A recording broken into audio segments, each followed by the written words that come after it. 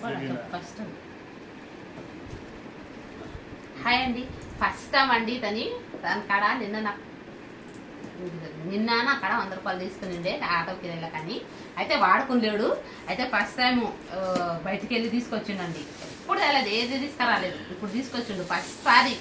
ఇంకో ఏం తెచ్చిండంటే ఇప్పుడు బేకరీకి పోయి ఇప్పుడు ఇంకా పోయి తీసుకొచ్చిండు. ఏం తీసుకొచ్చిండు? ఓహో, కేకులు తీసుకొచ్చిండు. నిజంగా ఎప్పుడు తేలేదు. తది ఫస్ట్ సారి తెచ్చిండు. ఇక చాక్లెట్ కేకులు తీసుకొచ్చిండు చూడండి. 100 రూపాయలు ఉండే అంటే ఏమన్నా దిండికే కావాలి అని అంటే మా పాప పోయి తీసుకొచ్చింది. ఇక చాక్లెట్ కేకులు 4 వచ్చినాయి. ఎంత కాబట్టి ఇది 40 రూపాయలకు ఒకటి అంట చూడండి చాక్లెట్ కేకు. ప్లేట్ అదే తెస్తాకు నీకు వేసుకోదా తిందు తెచ్చి చెంచా ప్లేట్ తెచ్చిన. హాయ్ ఫ్రెండ్స్, కేక్ అండి తెచ్చామండి. చూడండి చాలా రోజులకు తెచ్చాము. సరే ఏమో భార్య అన్నట్టు కానీ తెచ్చలేదు. అవును, అబద్ధం కొన్ని అబద్ధం, చాలా అబద్ధం చెప్తున్నాడు.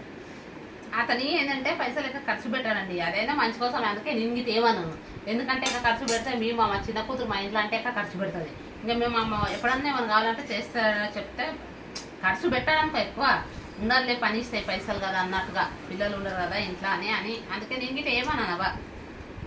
నాకంటే ఎక్కువ స్వీట్ అంటే ఎక్కువ ఇష్టం ఉండదు. కేకు ఇవి అద్దుక తీరు అవి ఎక్కువ తింటాయి. ఇవి ఇలాంటివి ఎక్కువ తినని కొద్దిగానే తినేదానికి. ఇంకా మా పిల్లలకు ఇష్టం, మా పిల్లలు తింటారు ఇష్టంగా. ఇంకా ఇతను మీరే తింటున్నాడు. సరే నా ఫ్రెండ్స్, అయితే మేమైతే ఇప్పుడు కేక్ తీసుకొచ్చిండు తెచ్చిండు. ఎందుకంటే అందరం ఇంటి అందరం ఖర్చు పెడితే బాగుంటుంది కదా అని, ఎవరైనా ఒకటి షేర్ చేస్తేనే బాగుంటుంది కదా అని అతను చెప్పినట్టుగానే తింటాము. లేకున్నా పర్వాలేదులే ఏదో ఒకటిలే అని ఇంకా ఖర్చు పెట్టరాదని అనుకుంటాం మేము. ఎందుకంటే మాకు నెలసరికి ఇంటి కిరాయి కట్టాలి, కరెంట్ బిల్లు కట్టాలి, పిల్లల ఫీజులు కట్టుకోవాలి, మళ్ళీ ఇతనికి ఆటో కిరాయి ఇవ్వాలి, మా పాపకు ఆటో కిరాయి, మా బాబుకు అంటే ఇప్పుడు మొన్న మా బాబుకు బస్ పాస్ తీసినాం లేండి. 600 పెట్టి బస్ పాస్ తీసినాం. ఒక నెలది 600 ఒక నెల. అయితే ఆ బాబుకు మొన్ననే బస్ పాస్ అయింది. వీళ్ళకి కిరాయిలు ఇవ్వాలి. అందుకని ఇంకెక్క ఖర్చు మేము ఇప్పుడు చాలా తగ్గించినామండి. మా ఇంట్లో ఖర్చు మాత్రం చాలా. కూరగాయలు చికెన్ మటన్ గిట్ట తింటలేము, ఏమీ లేదు. ఖాళీ పప్పులు అవి మొన్న తెచ్చినాం. చికెన్ పోయిన సండే గిట్ట తెచ్చుకోలేకుంటుంది, పోయిన ఆదివారం గిట్ట తేలేకుంటుంది. నిన్న తెచ్చినాం. ఒక ఆదివారం నిధులు వచ్చి ఒక ఆదివారం నాడు తెచ్చుకుంటాం. నిన్న తెచ్చిండు చికెన్ తెచ్చింటివి. ఇంకా అందుకని ఎక్కువ ఖర్చు పెట్టాము. ఇలా ఇందే కదా పిల్లలు. మేము అంతగా చదువుకోలేదు. మా పిల్లలన్నా మంచిగా చదువుకుంటే బాగుంటుంది కదా ఉండాల అన్నట్టుగా మేము చదవలేదు అసలుకి. నేను చదివినా కానీ అంతేగాని ఇతను పని ఫెయిల్ అయిండు. కానీ అందుకే మంచిగా పిల్లలన్నా చదువుతాయని ఇంత కష్టపడి పిల్లల కోసమే మేము చదివిస్తున్నాం.